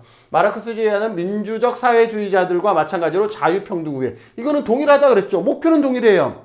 그런데 마르크스에서 말하는 경제적 평등과 계급 갈등에 대한 강조는 사회 경제적 측면에서 정부의 강력하고 적극적인 역할, 정책이 아니라 강력하고 적극적인 역할, 혁명을 통해서 빠방 혁명을 통해서 이루어진다라고 얘기를 하고 있죠. 페미니즘 우리가 잘 알고 있는 페미니즘입니다. 페미니즘은 복지국가가 가는 양성평등에 있어 일부 양면적 부분을 인정하지만, 자, 사회복지 정책이 남자와 여자에게 골고루 적용이 되어지고 있냐라고 했을 때 일부 양면적 부분을 인정하지만 사실상요, 지금까지의 사회복지 정책은 남자를 위한 정책이었어요. 자, 사회보험 제도가 뭐예요? 일하는 노동자들을 위한 정책이었죠. 자, 그런데 지금까지 사회에서 일하는 노동자는 대부분 누구였어요? 남자들이었죠. 그러니 사회보험 제도 자체도 남자들을 위한 정책이었고, 또 그러다 보니까 양성평등에서 어때요? 일부 인정을 하지만 어때요? 페미니스트 국가가, 복지국가가 여성 투기의 욕구에 대해서 배려에 실패했다라는 거죠. 그래서 지금 어때요? 돌봄이라든지 이러한 부분들을 강조하고 있죠? 그래서 어떻게 하고 있어요? 양면적인 부분들을 이제 인정받기 시작을 하는 거죠. 과거의 사회복지 정책은 거의 남성을 위한 정책이었다. 그런데 지금 들어서면서 새로운 사회적 위기에 들어서면서 이제 여성을 위한 돌봄 정책이라든지 이러한 정책들이 이제 만들어지고 있다라고 보시면 되겠습니다. 그래서 일부 인정하고 있다. 페미니즘은 사회복지 정책이 여성들에게도 유용하다라는 것을 아주 부분적으로, 양면적인 것을 부분적으로 인정하고 있다. 그리고 돌봄은 당연히 여성이 해야 하는 것으로 보면서 이를 개인적이고 사적인 영역에 속한 것으로 간주하고 있다고 비판하고 있어요. 그래서 이러한 부분에 이제 변화들을 우리가 만들어야 되는 거죠. 자, 녹색주의는 환경을 중시하는 사람이죠. 자, 녹색주의 입장에서는 사회복지 정책을 긍정으로 보고 있느냐? 그렇지 않습니다. 부정으로 보고 있습니다. 왜? 사회복지 정책이라는 것이 결국은 재화 용역을 만들어서 이용자에게 전달하는 것인데 재화 용역이 만들어지면 만들어질수록 환경은 파괴될 수밖에 없다라는 거죠. 경제 성장과 소비의 지속 확대가 가능하며 바람직한 신념에 입각한 복지 국가는 잘못됐다라는 거죠. 우리는 뭐예요? 경제가 성장해서 소비의 지속적인 확대, 서비스도 다 소비거든요. 이게 가능하며 바람직하다라는 것. 우리는 그렇게 생각하고 있지만 환경주의, 녹색주의자들은 그렇지 않다라는 거죠. 산업사회의 탐욕적이고 개인적인 정신은 자원을 고갈하게 만들고 있고요. 복지국가의 사회복지 서비스는 사회 문제의 원인이 아닌 현상만을 다루고 있다. 그래서 경제성장과 소비의 감축과 마찬가지로 공공복지 지출도 축소해야 된다라고 보는 것이 녹색주의 관점이다라는 거 기억해 주시면 되겠습니다. 11회 시험 볼까요? 조지와 일등이 말하는 페미니즘은 가부장적 복지국가를 비판하지만 양성평등을 위한 사회복지 정책의 역할도 인정하고 있다. 부분적으로 인정하고 있다. 인정받는 것도 상당히 최근의 변화다라고 보시면 되겠습니다. 자, 케인즈도 시험에 자주 언급되어지죠. 네, 아담 스미스의 국부로는 언급이 적지만 케인즈는 오히려 경제학자 그 자체로도 시험에 자주 나오고 있습니다. 자, 케인즈의 경제 이론을 케인즈주의라고 얘기를 합니다. 케인즈는 자본주의 경제체계에서 시장 체계가 항상 효율적으로 작동하지 않으면 보이지 않는 시장 체계, 보이지 않는 손.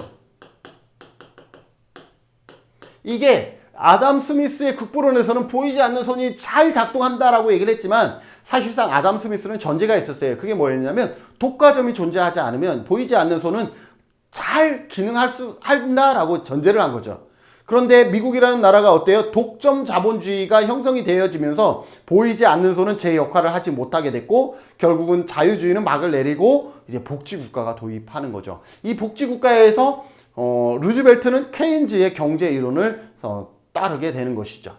그래서 시장의 효율성에 문제가 발생했을 때 국가가 적절히 개입해야 한다라는 점, 이것이 바로 케인즈의 경제 이론 중에서 유효 수요 이론이다라고 보시면 되겠습니다.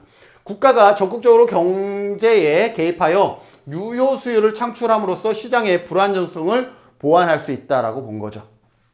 사회복지 지출은 사회복지 정책 목표의 달성을 위한 수단이면서 소비 수요 중재를 통한 완전한 고용과 경제 성장 달성을 위한 수단으로서의 의미가 있다. 사회복지 지출은 뭐를 만들어내는 거예요? 이 수요를 늘릴 수가 있다라는 거예요. 사회복지 지출, 사회복지 정책의 목표 달성은 유효, 소비 수요 중대, 유효 수요죠. 이 유효 수요를 증대할 수 있는 고용과 경제 성장의 달성을 위한 수단이다라는 것이죠. 그래서 고용 증가는 국민소득 수준을 높이고 이는 다시 소비 수준을 높이는 선순환을 형성한다. 자, 그래서 이 케인즈에서 루즈벨트는 뭐예요? 다 많은 국책 사업들을 했어요. 항만을 건설하고 댐을 구축하고 철도를 놓고 이러한 역할들을 했죠. 여기에 노동자가 들어가죠. 노동자가 급여를 받습니다. 급여를 받으니까 이제는 뭐예요? 유효 수요가 발생하는 거죠. 유효 수요가 발생하는 거죠. 그러니 어때요? 이 유효 수요에서 이제 공장이 가동되어지고 공장이 가동되니까 또 새로운 노동자들이 필요하고 노동자들이 일을 하니까 또 거기에서 소득이 발생하고 그래서 유효 수요가 계속 증가하는. 그래서 케인즈의 가장 중요한 두 가지 이론을 얘기하라 그러면 유효 수요가 수요 이론과 이렇게 사이클을 그렸더니 처음에 투자했던 것보다 이게 한 바퀴 돌 때에 그 효과가 더 커지는 승수 효과가 있었다라는 것을 기억해 두시면 좋겠습니다. 자, 17회 볼까요? 케인즈의 경제 이론은 소득이 감소하면 저축하겠어요? 안 하겠죠. 그럼 저축이 감소하고 저축만 감소하겠어요? 투자도 감소하겠죠? 투자의 감소로 이어진다 라는 것이고요. 17회에서도 케인즈의 국가의 개입이 유효 수요를 증대시킨다라고 본다. 국가의 개입, 국가가 뭘 하는 거예요? 국가가 적극적으로 경제에 개입하면 유효 수요를 창출함으로써 뭐 했어요? 항만과 댐과 철도를 냈잖아요. 그랬더니 뭐 했어요? 노동자, 급여, 유효 수요는 결국 늘어났죠. 맞아요. 케인즈에 의하면 국가가 적극적으로 개입하면 유효 수요가 늘어난다라는 그러한 개념을 펴고 있습니다.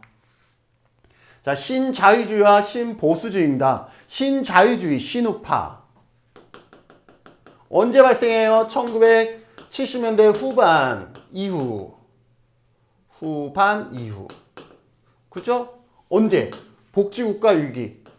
복지국가가 위기에 직면하면서 그 이후에 신자유주의가 발생하게 되죠. 여러분들 신자유주의와 신보수주의의 차이는 뭐냐? 신자유주의는 경제적 관점에서는 신자유주의라 그러죠. 자유주의, 신자유주의, 수정자본주의. 그런데 신보수주의, 그럼 교수님 신보수주의는 뭐예요? 신보수주의는 정치적으로 얘기하면 신보수주의, 진보냐 보수냐. 그래서 신보수주의라고 얘기를 합니다. 똑같은 상황인데 똑같은 상황을 경제적인 측면에서는 신자유주의라고 얘기를 하는 것이고 정치적인 측면에서는 신보수주의라고 얘기를 한다라고 보시면 되겠습니다. 그래서 신자유주의와 신보수주의는 모두 넓은 의미에서 신우파에 속한다. 신우파에 속한다. 1970년대 후반 복지국가 위기 현상으로 국가 재정의 적자. 복지국가의 가장 큰 단점은 뭐냐면요. 재정 적자에 있습니다. 복지국가는 국가가 열심히 복지 정책을 해야 되기 때문에 돈이 많이 필요해요. 그래서 복지국가의 가장 큰 단점은 뭐냐면 재정 적자에 있다라는 것이고 경제 성장의 둔화 등이 나타날 수 있다라는 것이죠. 신자유주의와 신보수주의자들은 복지국가에 대한 태도 어떤 거예요? 뭐 많이 적혀 있지만 그거예요. 어쨌든 복지국가는 한계가 있다. 그래서 이제는 국가의 역할을 줄이면서 시장에 내어 맡겨서 복지의 다원화를 구축해야 된다라는 거죠. 1980년대 이후 미국의 레이건, 영국의 대처 등이 이러한 사상에 기반합니다. 그래서 신자유주의는 시장적 자유와 개인의 사적 소유권을 절대적 가치로 파악합니다. 국민 경제의 경제력 강화를 위해선 복지국가의 축소가 반드시 필요하다. 정부, 작은 정부가 중요하다는 것을 얘기하고 있고 복지국가에서 자유방임적인 시장 경제로 전환된다. 복지국가는 어때요? 신자유주의, 신자유주의는 자유방임적인 시장 경제다. 복지국가는 뭐예요? 수정 자본주의를 얘기를 합니다. 그래서 반대되는 개념이고요. 이러한 정책적 전환의 주요 특징은 다음과 같다. 시장 경제 체계에 대한 국가의 간섭을 자제해라. 정부의 역할을 축소해라 라고 얘기를 하고 있고 공급 측면을 중시해라. 이것도 시험에 나오는데 어떻게 되냐면 복지국가는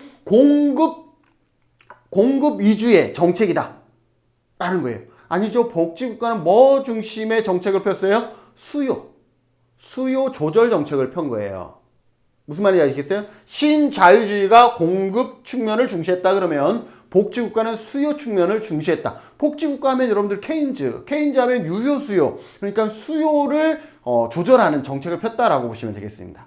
그래서 어렵지 않죠? 복지국가는 수요 통제, 수요 조절 정책이고 신자유주의는 반대로 공급을 통제하고 조절하는 공급 측면을 중시했다라고 보시면 되겠죠. 법인세 인하. 법인세를 높인 것은 국가가 통제를 많이 했다라는 거예요. 법인세를 인하하는 것은 어떤 의미가 있어요? 자유를 더 중시한다라는 거죠. 그래서 법인세 인하를 통한 기업 경쟁력을 강화시키고 개인주의 경쟁의 원리 소국적 자유를 강조합니다. 소국적 자유는 뭐냐면 국가의 통제가 적은 것을 소국적 자유. 복지국가는 국가의 통제가 많은 것은 뭐예요? 적극적 자유에 해당한다는 거 기억해 두세요. 개인의 자유를 최대한 보장, 창의력을 향상시킬수록 사회보장 제도의 계획이 필요하고 사회보장 정책에 있어서 급여 조건의 강화, 급여 수준을 인하하고 급여 기간을 단축하는 등의 시도. 유연하라 그러죠. 그래서 신자유주의는 시장을 개방하고 노동의 유연화, 그리고 탈규제, 규제하지 말아라. 그리고 민간에 내어 맡겨라, 민영화 등의 정책을 선호한다. 반드시 기억해 두셔야 되겠습니다. 신자유주의는 작은 정부를 지향한다 라는 설명이 되겠습니다. 자, 대처리즘과 레이건 리목스는요, 그냥 여러분들이 그냥 한번 읽어보시면 될 것 같습니다. 영국의 대처 레이건 노믹스는요, 신자유주의와 신보수주의와 같은 맥락을 가지고 있다라는 것 정도만 하고 넘어가도록 하겠습니다. 한번 읽어보세요. 자, 여기서 여러분들 화면 멈춰서 한번 읽어보시면 될 것 같습니다. 신자유주의와 동일한 사상이다라고 보시면 되겠습니다. 자, 제3의 길도요, 시험에 그래도 자주 나옵니다. 제3의 길은 그 뭐예요? 정반합의 원리입니다. 그래서 사회민주주의는 재정적자를, 그리고 신자유주의는 빈부격차. 그래서 사회민주주의는 재정적자에 문제가 있고요. 신자유주의는 빈부격차에 문제가 있습니다. 그래서 제3의 길은 여기에서 장점만 갖고 오겠다라는 거예요. 그래서 얘가 정의 길이고 얘가 반이라 그러면 이것을 제3의 길은 합을 취하겠다라는 거예요. 사회민주주의와 신자유주의의 장점을 결합하여 단점을 시정한 제3의 이념을 추구하기 시작하였다. 이것이 바로 제3의 길이다. 영국의 블레어와 독일의 슈레더. 아까 신자유주의는 영국의 대처와 미국의 레이건이었다 그러면 제3의 길은 영국의 블레어와 독일의 슈레더와 같은 사람들이 제3의 길이라고 분류할 수 있는 정치 노선으로 대권에 성공을 하게 됩니다. 제3의 길의 지향점은 뭐냐? 제3의 길은 자본주의의 죽이기가 아니라 자본주의, 바로 이전에가 신자유주의였잖아요. 그래서 자본주의 주의가 아니라 인간의 얼굴을 한 자본주의.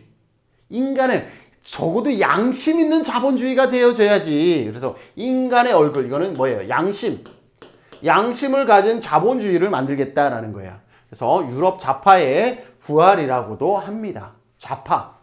복지국가가 좌파거든요. 그래서 지금은 신자유주의 시대에서 제3의 길이 나왔기 때문에 좌파가 부활한 것이다 라고 얘기를 하고 있지만 제3의 길의 지향점은 뭐였냐면 정반합이었다라고 보시면 되겠습니다. 그래서 인간의 얼굴을 한 자본주의 만들기, 양심을 가진 자본주의다 라고 보시면 되겠습니다. 즉 인도주의적 자본주의 내지 인간 중심적 자본주의를 지향한다.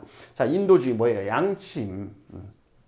김대중 정부가 내세웠던 이른바 생산적 복지의 지향점도 제3의 길과 유사점이 있다. 제3의 길은 복지정책은 사회보장과 재분배에 관심을 기울이는 동시에 경제적인 부를 산출하는 주도적 주체로서의 복지 수혜 계층의 역할도 강조했다. 그래서 정반합을 중요시하는 거죠. 그런데 얘는 구체적인 어떤 방향이나 이걸 제시는 못했어요. 그냥 이론적으로는 여기에 이론도 갖고 오고 여기에 이론도 갖고 와서 그냥 짬뽕했을 뿐이지 아주 특별한 이론이 되지 않았어요. 그래서 우리는 지금도 신자유주의라고 얘기를 하지 제3의 길에 살고 있다라고 얘기하지 않는 이유는 제3의 길이 짬뽕을 했을 뿐이지 뭔가 독특한 이론을 만들어내지 못했다라고 보시면 되겠습니다. 자, 5회 제3의 길은 복지와 성장의 균형을 중시한다. 복지는 제1의 길이고 성장은 자유주의, 신자유주의에 의한 제2의 길. 그것의 균형, 정반합 맞습니다. 3회 때 제3의 길은 지방정부의 책임의 강화를 강조하고 있습니다. 요거는 새로운 거니까 기억해 두시고요. 자, 2회 영국의 블레어 총리가 지향하는 제3의 길은 복지국가를 지향하면서 또 시장 원리, 제1의 길, 제2의 길, 정반합이다 라고 얘기를 하고 있습니다. 맞는 설명이고요. 새로운 사회적 위험도 시험에 자주 나옵니다. 새로운 사회적 위험 중요합니다. 새로운 사회적 위험이라는 것은 노동시장, 우리가 새로운 변화들이 있죠. 2000년대 이후에 노동시장 구조를 포함한 경제구조의 변화, 경제가 변화됩니다. 두 번째, 가족 및 인구 구조의 변화. 이러한 변화는 기존 복지국가를 지탱했던 경제, 사회적 기반의 균형을 발생하게 됩니다. 자, 경제 구조의 변화는 뭐예요? 그죠? 1차 산업에서 2차 산업, 3차 산업, 이제는 4차 산업으로 경제 구조가 바뀌고 있죠. 가족 구조도 어때요? 가족 구조. 여성의 사회 진출. 인구학적 구조는 어때요? 여기 이거 3이라고 적어요. 인구학, 저출산, 고령화. 이러한 것들이 전부 다 새로운 사회적 위험에 해당한다라고 보시면 되겠습니다. 고전적 복지국가의 프로그램은 안정적 경제구조와 인구학적 구조를 기반을 합니다. 그런데 경제구조도 이제는 안정적이지 않아요. 산업화일 때는요, 안정적이었어요. 그러나 지금 4차 산업이 발전되고 이런 거는 안정되지 않아요. 그렇죠? 계속 뭔가 새로운 것이 계속 만들어져야 돼. 하나가 딱 되면 이거 죽을 때까지 이것만 나사만 줘도 되는 시대가 안정적이었다라고 얘기할 수 있죠. 그런데 지금은 나사조이다가요, 새로운 거 만들어보면 이 사람은 퇴사할 수밖에 없어요. 이러한 불안정한 시대에 살고 있다는 거죠. 계속 아주 빠르게 바뀌고 있기 때문에. 그래서 안정적인 경제구조와 인구 사회학적 구조. 과거에는 고전적 복지는 인구 피라미드가 이런 삼각형이었어요. 그래서 안정적이었어요. 그러나 후기 산업사회로 전환되면서 어떻게 돼요? 경제 사회 구조의 변화는 전통적인 복지국가의 소득보장 프로그램으로 대응하기 어려운 새로운 사회적 위험을 만들어냈다. 그게 뭐냐? 첫째, 맞벌이 부부의 증가. 여성의 노동시장 참여 증가로 일가정 양립에 문제가 발생하기 시작했고 그래서 정책이 필요하다라는 것이고요. 둘째, 저출산 고령화로 인해서 생산 가능 인구가 감소하기 때문에 노인 부양 부담에 관한 정책이 만들어져야 되고 셋째, 탈산업화 지식 기반의 경제로 이행 이기 때문에 고용 불안과 저임금 노동 등이 증가 그래서 정책이 만들어져야 한다. 여러분들 새로운 사회적 위험 반드시 기억하세요. 시험에 자주 나옵니다. 그래서 19회 새로운 사회적 위험으로 인한 수요 증가에 필요한 복지 재정의 부족 현상이 심화되고 있다.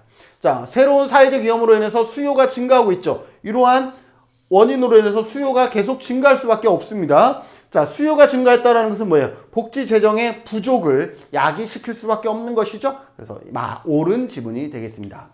자, 마지막입니다. 사회투자 국가입니다.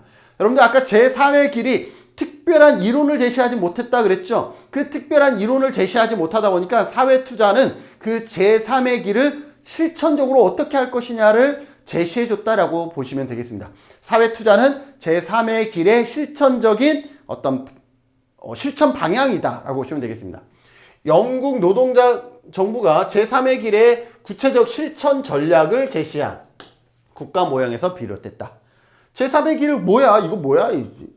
사회민주주의랑 신자유주의 그냥 갖고 와서 섞었네. 그래서 뭐 어쩌자고. 그러니까 그 어쩌자고가 없었어요. 그래서 만들어낸 게 사회투자 국가다라고 보시면 되겠습니다.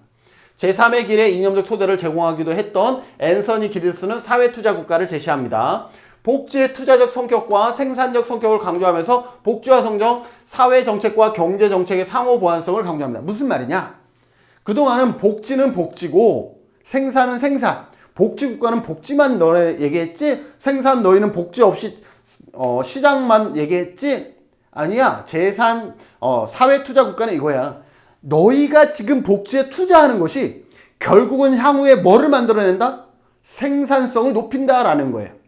그래서 너희가 지금 복지 투자하는 것은 복지가 아니라 생산성을 높이는 것이고 너희들이 지금 복지에 투자하는 예산을 그래서 아까워하지 마. 왜? 그것이 바로 너희들에게 나중에 영향을 미쳐서 너희들의 생산력을 높일 것이야. 이러한 주장이다라는 거죠. 지금의 복지가 나중에 생산성을 높이기 때문에 얘는 제3의 길의 실천적 방법이다라고 제시하는 것이 사회투자 국가다. 전통적 복지국가와 구분되는 사회투자 국가의 특징. 그러니까 이거는 뭐냐면 한마디로 말하면 복지정책은 나중에 뭔가 투자의 역할을 한다라고 하면 이거는 사회투자 국가에 대한 설명이다라고 보시면 되겠습니다. 전통적인 과세와 지출을 강조하기보다는 예전에는 과세와 지출을 통해서 복지정책을 만들었다 그러면 지금은 사회투자를 강조하면서 투자는 수익을 상정하는 것. 투자가 나중에는 투자는 뭐예요? 복지예요. 투자가 나중에는 수익을 상정. 이거는 뭐예요? 시장이죠. 것이기 때문에 복지 지출도 수익을 위주로 한다라고 얘기를 하고 있는 거죠. 경제정책을 우위에 둔 경제정책과 사회정책의 통합을 강조합니다. 경제정책에 우위에 둔 경제정책과 사회정책. 이제는 뭐예요? 정반합이다라는 것이죠. 사회투자의 핵심은 인적 자본 및 사회적 자본의 투자이다. 자, 그래서 지금 세계 모든 나라들이 어떻게 보면은 어디에 투자하고 있어요? 인적 자본에 투자하고 있습니다. 인적 자본을 높이고자 하고 있다라고 보시면 되겠습니다. 그래서 시민권의 권리와 의무의 균형을 강조하고 있다. 시민권의 권리와 의무. 이것도 정반합이죠. 그래서 경제적 기회의 제공, 복지 제공이 국가의 의무라면 유급 노동을 통한 자활은 시민의 의무라고 보는 것이죠. 그래서 결과의 평등보다는 기회의 평등을 강조하는 것이 사회투자 국가다라고 보시면 되겠습니다. 그래서 15회 볼까요? 사회투자 전략은 사회정책과 경제정책을 통한 통합적으로 실시하여 사회적 목표를 추구한다. 사회투자 국가는 인적 자본 및 사회적 자본에 대한 투자를 강조한다. 인적 자본과 사회적 투자에 대한 것을 강조한다라는 것 기억해 두시면 좋겠습니다. 자, 이상으로 해서 사회복지정책론 3강 강의도 마무리하도록 하겠습니다.